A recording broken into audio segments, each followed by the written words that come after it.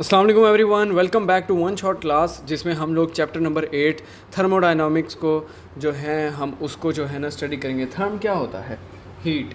ठीक है, heat and thermodynamics मतलब study of heat and energy.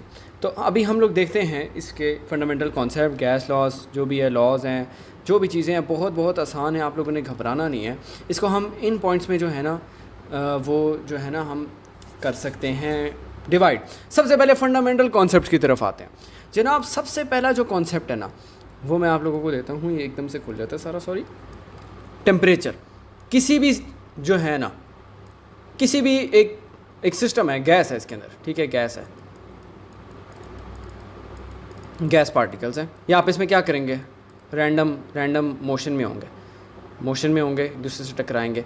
अब ये जो ये रैंडम मोशन में है, इनकी जो एवरेज काइनेटिक एनर्जी है वो ही इस सिस्टम का टेम्परेचर है। पहला कॉन्सेप्ट ये। टेम्परेचर क्या होता है? Average kinetic energy. ये हम किस में नापते हैं? केल्विन में। ओके, नेक्स्ट है हीट। हीट वो एक्चुअल एनर्जी है जो कि ट्रांसफ़र होती है। ठीक है, टेम्परेचर क्या थी? Average kinetic energy. हीट वो एक्चुअल एनर्जी है जो ट्रांसफ़र होती है एक बॉडी से। फॉर एग्जांपल एक चाय का कप है, ठीक है। अब ये जो है ये गर्म है, ठीक है, कमरे में आपने रख दिया। अब क्या होगा? कमरे का टेम्परेचर लो होगा, ये गर्म है।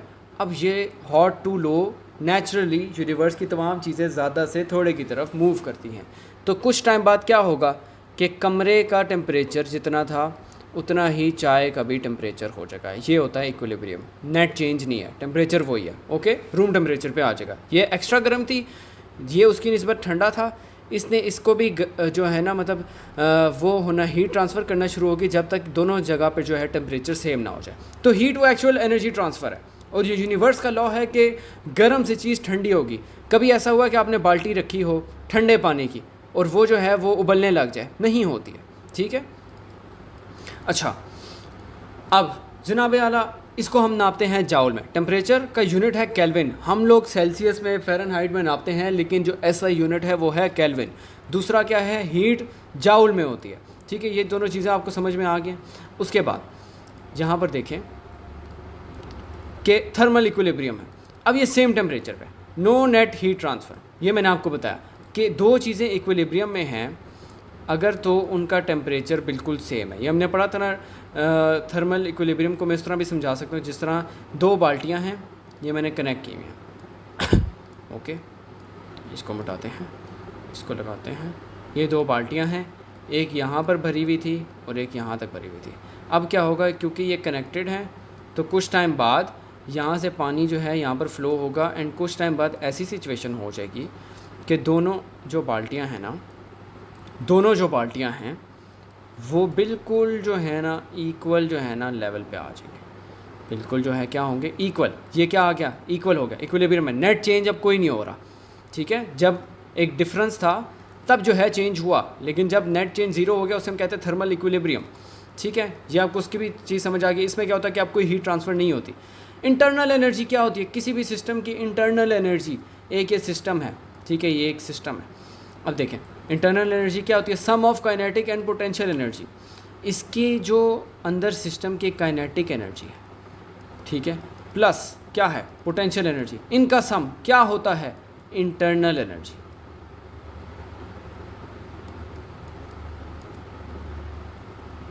ठीक है, समझ आ गई? किसी भी सिस्टम की इंटरनल एनर्जी क्या होती है? काइनेटिक और पोटेंशियल का सम। ये किसके? डायरेक्टली प्रोपोर्शनल टू टेम्परेचर होती है। क्यों होती है? जब हम टेम्परेचर एक सिस्टम का इंक्रीज़ कर देंगे, इसका मैं टेम्परेचर इंक्रीज़ कर देता हूँ, इसके अंदर ये टाइनी गैस मॉलिक्यूल्स है, ये क्या होगा? पहले फॉर एग्जांपल यहाँ यूँ था, उसके बाद क्या हुआ? जब मैंने टेम्परेचर बढ़ाएगा तो ये और एनर्जी इनके अंदर स्टोर होगी, जिसकी वजह से ये और तेज़ी से मूव करेंगे, रैपिडली मूव करेंगे। और ये रैपिडली मूव करना क्या करता था? टेम्परेचर इंक्रीज़ करता था, और उससे क्या होगी? काइनेटिक एनर्जी इंक्रीज़ होगी। ठीक है, काइनेटिक एनर्जी के इंक्रीज़ होने से टेम्परेचर इंक्रीज़ हुआ। एंड हम जानते हैं कि इंटरनल एनर्जी किसका सम है? Kinetic energy and potential energy.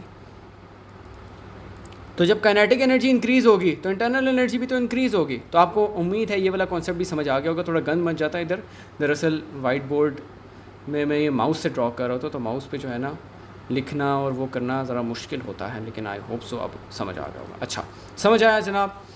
तो ये किसके डायरेक्टली प्रोपोर्शनल है? टेम्परेचर के। टेम्परेचर आप कम कर देंगे, इंटरनल एनर्जी कम हो जाएगी। ठीक है, अगला गैस लॉज हैं 4 इंपॉर्टेंट। ठीक है, सॉरी एक सेकंड, इसको हम फुल स्क्रीन पे करते हैं। गैस लॉज क्या हैं? इंपॉर्टेंट। ठीक है, अब सबसे पहले Boyle's law, V is inversely proportional to P। Boyle's law क्या कहता है जनाब? हमारे पास जो वॉल्यूम क्या है, हमारे पास जो वॉल्यूम है वो किसके इन्वर्सली प्रोपोर्शनल है? 1/P। ठीक है, एक सिस्टम यानी एक क्लोज कंटेनर में आप कह सकते हैं बेसिकली गैस लॉस ये है कि जो प्रेशर है ये इन्वर्सली प्रोपोर्शनल है वॉल्यूम के। किसके इन्वर्सली प्रोपोर्शनल है? वॉल्यूम के। जब टेम्परेचर क्या है? कांस्टेंट। टेम्परेचर नहीं हम इंक्रीज़ करें तो अगर हम प्रेशर ज़्यादा करेंगे वॉल्यूम डिक्रीज़ हो जाएगा, वॉल्यूम ज़्यादा करेंगे प्रेशर डिक्रीज़ हो जाएगा। ओके, समझ में आ गया? नेक्स्ट लॉ जो है हमारे पास वो क्या है? Charles law. चार्ल्स लॉ क्या कहता है? V is directly proportional to T। Charles law. ठीक है, चार्ल्स लॉ के अंदर क्या होता है हमारे पास कि अगर हम प्रेशर को कांस्टेंट रखें, प्रेशर कांस्टेंट है तो वॉल्यूम और टेम्परेचर डायरेक्टली प्रोपोर्शनल है। जितना ज़्यादा टेम्परेचर होगा उतना ज़्यादा वॉल्यूम होगा। ओके, ठीक है। नेक्स्ट लॉ कौन सा है हमारे पास? लूसिक्स लॉ। लूसिक्स लॉ ये हमें क्या कहता है? लूसिक लॉ कहता है कि प्रेशर जो है डायरेक्टली प्रोपोर्शनल है T के। कब? जब कि आप रखें उसको वॉल्यूम को कांस्टेंट। इनको याद करने का तरीका ये है कि इनमें सिमिलैरिटी है। टेम्परेचर टेम्परेचर कांस्टेंट है तो हमारे पास वॉल्यूम और प्रेशर जो है वो इन्वर्सली प्रोपोर्शनल है। ये कौन सा है? Boyle's law. वॉल्यूम और टेम्परेचर डायरेक्टली प्रोपोर्शनल है जब प्रेशर कांस्टेंट है। ये कौन सा है? Lussac's law, sorry Charles law. Lussac's law क्या कहता है? प्रेशर और टेम्परेचर डायरेक्टली प्रोपोर्शनल है। कब? जब वॉल्यूम जो है वो कांस्टेंट रहता है। ठीक है, ये आपको बस याद रखना है, ये इंपॉर्टेंट है। इसे अभी कार्नोट इंजन में भी हम देखेंगे। ठीक है, आई होप सो यहाँ पर आपको समझ आ गया होगा। आइडियल गैस इक्वेशन क्या होती है जनाब आला? P is equal to nRT। अब ये हमारे पास आइडियल गैस है। आइडियल गैस क्या होती है जनाब? हर चीज़ की एक आइडियल चीज़ होती है ना। अब इसमें जो है ना, ये अगर आप आए, मैं बुक पे आपको साथ साथ पेज नंबर भी बता देता हूँ।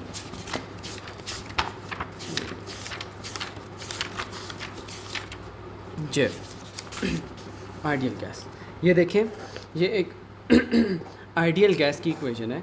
ये एक ऐसी इक्वेशन है आइडियल गैस की जिसमें हम प्रेशर, वॉल्यूम और क्वांटिटी और टेम्परेचर को रिलेट करते हैं। इसको देखें, PV is equal to nRT। ठीक है, इसमें हम ये देखते हैं ये क्या है। P क्या है, V क्या है, N क्या है, R क्या है और T क्या है। T टेम्प है, P प्रेशर, वॉल्यूम। ठीक है, इसके अलावा जो आपके पास है R, ये एक कांस्टेंट है,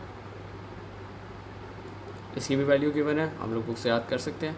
इसके अलावा जो n है ना, ये n केमिस्ट्री याद आ जाएगी आपको, 9th की या 10th की थी। ये जो n है ना, ये n is equal to NA होता है और ये क्या है? Avogadro number.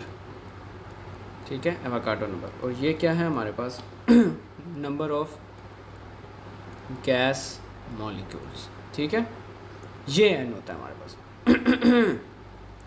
तो आई होप सो आपको आइडियल गैस की इक्वेशन जो है ना वो समझ आ गई कि ये होती है।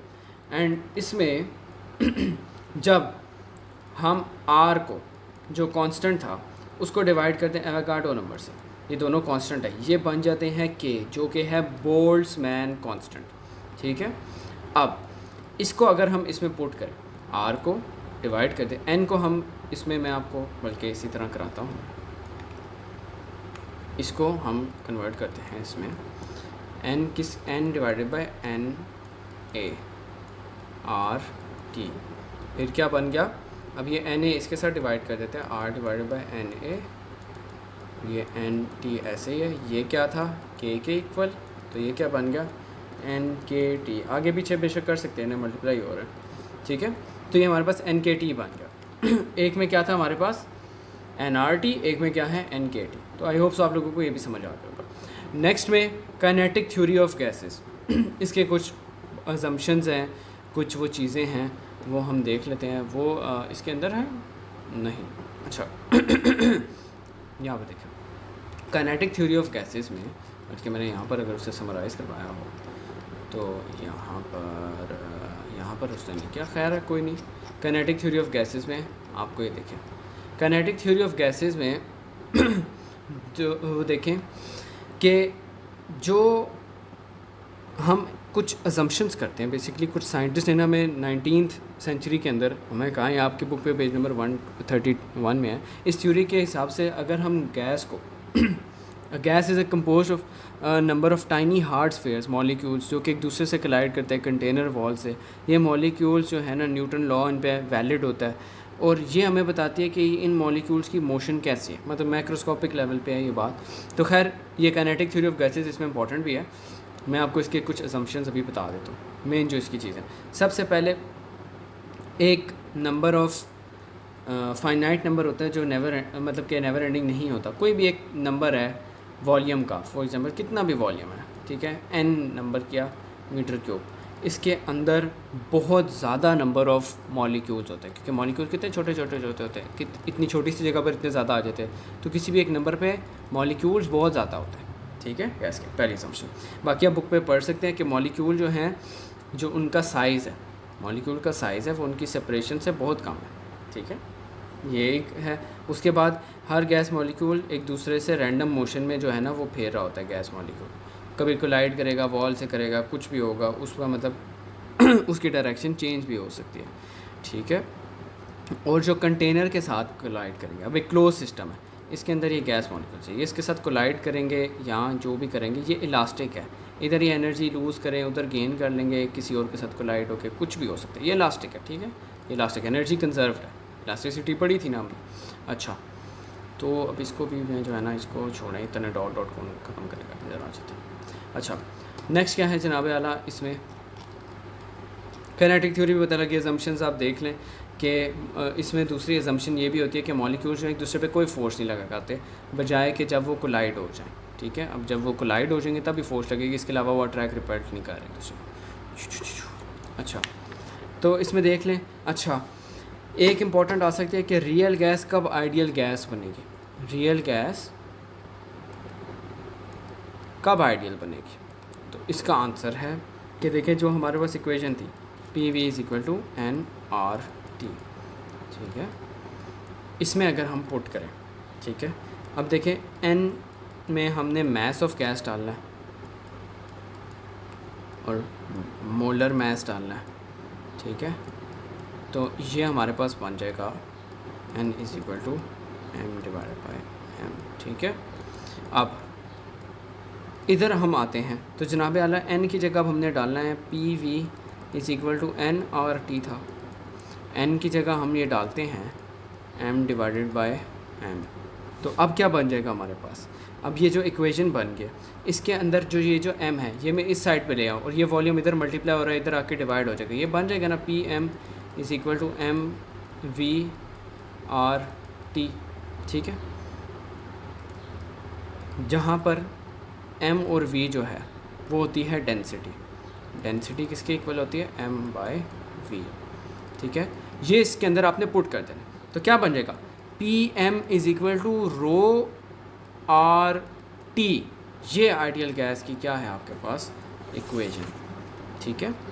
इसमें इसको जो है वो चेंज भी कर लेते हैं आप कि जो P है वो P ρRT/m ये है, ठीक है। तो ये आपके पास आइडियल गैस इक्वेशन भी आ गई कि कब रियल गैस आइडियल गैस पे बिहेव करेगी, ये आ गया। अच्छा, अब लॉज ऑफ थर्मोडायनेमिक्स दो हैं। पहला लॉ क्या है, कंजर्वेशन ऑफ एनर्जी।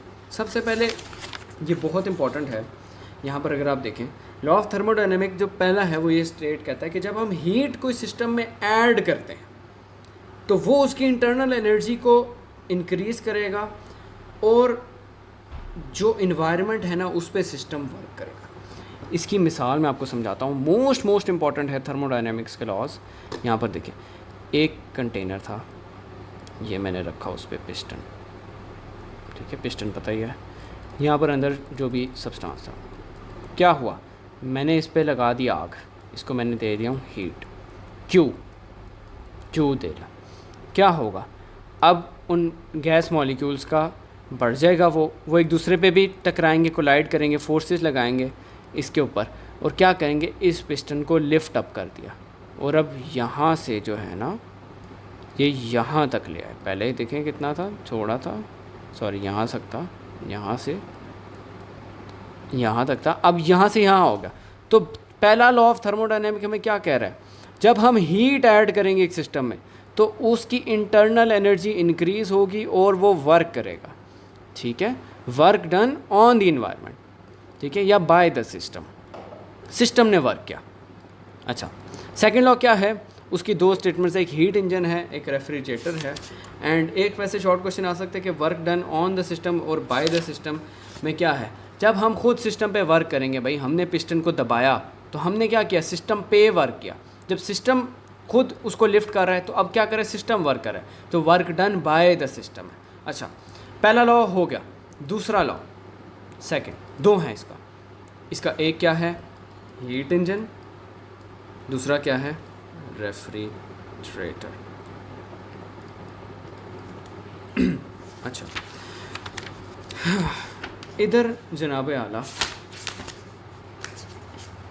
दो स्टेटमेंट्स, लॉर्ड केल्विन की स्टेटमेंट जो थी ना वो थी हीट इंजन में वो ये कहता है कि इम्पॉसिबल है हमारे पास एक हीट इंजन कि वो तमाम जो मतलब कि वो अपनी जो मतलब कि it is impossible for a heat engine to convert heat taken from a single reservoir entirely into work without leaving any change in the working system, ठीक है, कि ये इम्पॉसिबल है एक सिस्टम के लिए कि वो अपने मतलब कि ना कोई चेंज लाए बगैर जो है हीट को एक सिंगल रिजर्वायर से लेकर वर्क में जो है वो कन्वर्ट करे। बेसिकली इंजन किस तरह वर्क करता है, इंजन की बेसिक वर्किंग इस तरह है कि एक हमारे पास रिजर्वायर होता है हॉट, ठीक है, वो वर्क है, और इधर क्या है हमारे पास, कोल्ड रिजर्वायर। फॉर एग्जांपल मैंने बताया ना फ्लो है, अब इधर कोल्ड है, इधर हॉट है, इधर से हीट एनर्जी ट्रैवल करेगी, दरमियान में हमने अपना इंजन लगाया हुआ है जो हमें क्या दे रहा है, वर्क, ठीक है, ये हीट इंजन का कॉन्सेप्ट है। तो वो कह रहा है कि इस कोल्ड रिजर्वायर के बजाय ये इम्पॉसिबल है कि हो हॉट में ही वो पड़ा रहेगा, चाहे जितनी भी ज़्यादा हमारे पास गर्म ये रेजरवायर क्यों ना हो, जब तक डिफरेंस नहीं होगा वो नहीं फ्लो करेगा, वर्क नहीं मिल सकता। रेफ्रिजरेटर क्या कहता है, रेफ्रिजरेटर ये कहता है कि हम हीट को कोल्ड बॉडी से हॉट बॉडी में नहीं ले जा सकते जब तक हम उस पर वर्क ना करें, जो कि दूसरी स्टेटमेंट है ये। मतलब कि अगर हमने ये तो पढ़ लिया कि नेचुरली क्या होता है, हीट से ठंडी होती है चीज़ें, लेकिन ठंडी से हीट नहीं होती, उसके लिए हमें क्या करना पड़ेगा, वर्क करना पड़ेगा, ठीक है। तो ये जो रेफ्रिजरेटर होता है ये इसी का इन्वर्स है, रेफ्रिजरेटर इसी का इन्वर्स है। ये हीट रिजर्वायर है, ये हीट पंप है, ठीक है, और यहाँ से वर्क होएगा इस पर, और यहाँ पर क्या है, कोल्ड रिजर्वायर, ठीक है। अब यहाँ से ऊपर लेके जाने के लिए, कोल्ड से हॉट करने के लिए हमें वर्क करना पड़े तो ऊपर जा रही। हीट इंजन में क्या था, हीट इंजन में हॉट से कोल्ड की तरफ आ रहा था, इधर ये हमने इंजन लगाया हुआ था, हमें वर्क मिल रहा था, ठीक है। आई होप सो दोनों सेकंड लॉ और फर्स्ट लॉ आपको समझ आ गया। फर्स्ट लॉ क्या था, कंजर्व रहती है एनर्जी, ठीक है, और क्या होता है कि जो हम हीट एनर्जी प्रोवाइड करते हैं वो किस में कंजर्व रहती है, लेकिन क्या बदल जाती है, इंटरनल एनर्जी और वर्क के अंदर। जबकि जो सेकंड लॉ है वो हमें क्या कहता है कि जनाब हमें हीट इंजन और रेफ्रिजरेटर की दो स्टेटमेंट्स है, इसकी दो स्टेटमेंट है। एक क्या है कि हम जब तक हमारे पास कोल्ड रिजर्वायर नहीं होगा हम जो है ना वर्क नहीं ले सकते हीट हॉट रिजर्वायर से। दूसरा क्या है कि अगर हमें कोल्ड से हॉट करना है तो हमें वर्क करना पड़ेगा। आई होप सो ये समझ आ गया होगा। Thermodynamic processes, isothermal, isochoric, adiabatic, isobaric, बहुत इंपॉर्टेंट है। ये मैं आपको बता देता हूँ, सिंपल में आपको याद रह जाएगा। ये आपके पास जनाब आइसोथर्मल कौन सा प्रोसेस होता है, जिसके अंदर हमारे पास टेम्परेचर रिमेन्स कांस्टेंट। आइसोकोरिक कौन सा होता है जिसमें वॉल्यूम रिमेन्स कांस्टेंट। एडियाबैटिक क्या होता है जिसमें हीट रिमेन्स कांस्टेंट। आइसोबैरिक क्या होता है जिसमें प्रेशर रिमेन्स कांस्टेंट। ठीक है, ये जिस तरह वो लॉस थे ना जिसमें जो जो जो कांस्टेंट है उसी तरह का ये है similar. Isothermal, isochoric, adiabatic, isobaric. Isothermal में क्या है, आइसो का मतलब होता है सेम, ठीक है। आइसोथर्मल का क्या मतलब है, थर्म सेम है, टेम्परेचर सेम है, ठीक है। आइसोकोरिक का क्या मतलब है, वॉल्यूम सेम। एडियाबैटिक का क्या मतलब है कि हीट नहीं ट्रांसफ़र करेगी, ठीक है। और आइसोबैरिक क्या है जिसमें प्रेशर कांस्टेंट रहेगा, ठीक है। आई होप सो आपको ये भी लॉज समझ आ गए होंगे। तो हम इधर आते हैं, स्पेसिफिक हीट कैपेसिटी, सीपी और सीवी और गैमा। ये जो है आपकी बुक पे भी मैं आपको बता देता हूँ ना, साथ साथ मैं बता रहा होता हूँ ताकि नज़र पड़ जाए। यहाँ पर आप आएंगे ना रेफ्रिजरेटर के आगे, तो ये आप देख सकते हैं कोएफिशिएंट ऑफ परफॉर्मेंस होते हैं बेसिकली ये, इनकी ये डेरिवेशंस है। आई थिंक कि ये इतने मुश्किल नहीं है, इनके मेन आप फार्मूलाज याद कर लें, इनकी डेरिवेशंस क्योंकि आती नहीं है। CP कूलिंग किसकी इक्वल है, T2 माइनस वो जो भी है ये चीज़ें हैं, ये आप याद कर लें एज इट इज़ बुक्स है, इनकी डेरिवेशन आना बहुत मुश्किल है। एंट्रोपी, बिगाड़, डिसऑर्डरनेस। एंट्रोपी क्या है, बिगाड़, ठीक है। एंट्रोपी में क्या होता है हमारे पास जनाब, फॉर एग्जांपल अब ये एक बॉल्स थी, ये एक दूसरे पे यूँ क्लोज थी, इनको मैंने ना फोर्स लगा के एक दूसरे से यूँ हाथ में पकड़ के ना फेंका, अब क्या हुआ, ये एक दूसरे से दूर दूर हो गए, बिगाड़ पैदा हुआ, इसको हम एंट्रोपी कहते हैं। अब ये एक तो मैं डॉट्स बना देता हूँ फिर ये रेज नहीं होते। अच्छा गाइस, गला इस टाइम पे बिल्कुल जो है ना बैठ चुका है बोल बोल के। अच्छा खैर, ये देखें डिसऑर्डरनेस, मैंने आपको बताया मॉलिक्यूलर डिसऑर्डरनेस। इसको हम जो है इसका फार्मूला क्या होता है, इसका फार्मूला आपके पास होता है delta S is equal to delta Q by T। Simple बात ये है कि एनर्जी डिग्रेडेशन और हीट डेथ ऑफ यूनिवर्स, इसमें दो चीज़ें हैं, उसको हम जो है ना देख लेते हैं। साइन कन्वर्शन इसमें पढ़ाने की वजह से अच्छा देख लेते हैं। अच्छा, एनर्जी डिग्रेडेशन तब होगी जब भी आपकी एंट्रोपी इंक्रीज़ करेगी। जब एंट्रोपी इंक्रीज़ करेगी आपकी एनर्जी डिक्रीज़ होगी। क्यों? क्योंकि देखिए फॉर एग्जांपल मैं वैसे बताता हूँ, एक मतलब एनर्जी सोर्सेज ये थे हमारे पास, ठीक है। अभी एंट्रोपी लेस है, बाद में क्या हुआ, ये इधर उधर हो गए, कुछ लॉस्ट हो गए डिसऑर्डरनेस में, ये हीट सोर्सेज कम हो गए। अब हमारे पास एनर्जी हम कम ऑपरेट कर सकते थे पहले की निस्बत, तो एनर्जी डिक्रीज़ होगी जब भी एंट्रोपी इंक्रीज़ होगी। आई होप सो ये भी बात आप लोगों को समझ आ जाएगा। बेसिक सा कॉन्सेप्ट है, इतना इसमें नहीं आपने जाना, बस सिंपल लफ्ज़ों में से समझ लें तो आपको ये समझ आ जाएगा, ठीक है।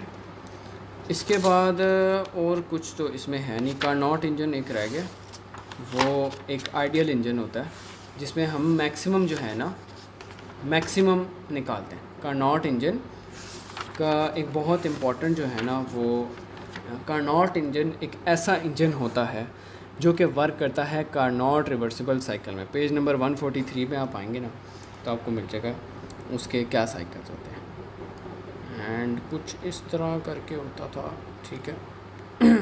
पॉइंट A है, P है, इधर क्या है, C है, T है, यहाँ पर क्या था आपके पास वॉल्यूम, ये क्या था प्रेशर, ठीक है।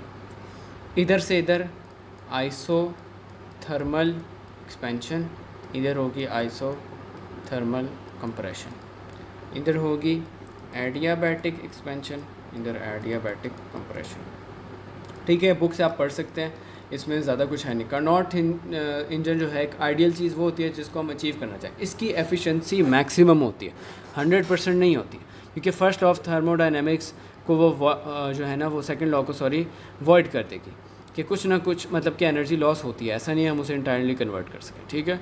तो ये जो है ना कार्नोट इंजन होता है, इसका बहुत इंपॉर्टेंट है लॉन्ग। इसके अंदर 4 प्रोसेसेस होते हैं, आइसोथर्मल एक्सपेंशन, एडियाबैटिक एक्सपेंशन, फिर आइसोथर्मल कंप्रेशन, एडियाबैटिक कंप्रेशन, ठीक है। इसकी एफिशिएंसी जो होती है वो मैक्सिमम होती है, उसका आप फार्मूला भी यहाँ पर एग्जैक्ट देख सकते हैं। और बाकी आई थिंक के और कुछ भी नहीं है इसके अंदर इतना ख़ास। तो I think that was it for today. इस लेक्चर के अंदर हमने चैप्टर नंबर 8 फिज़िक्स को इंटायरली रैप अप कर दिया। 25 मिनट लगे लेकिन जो है वो चीज़ हो गई हमारी कवर हो गया। आई होप सो आप लोगों को समझ आई हो। तो that was it for this chapter. मिलते हैं नेक्स्ट में।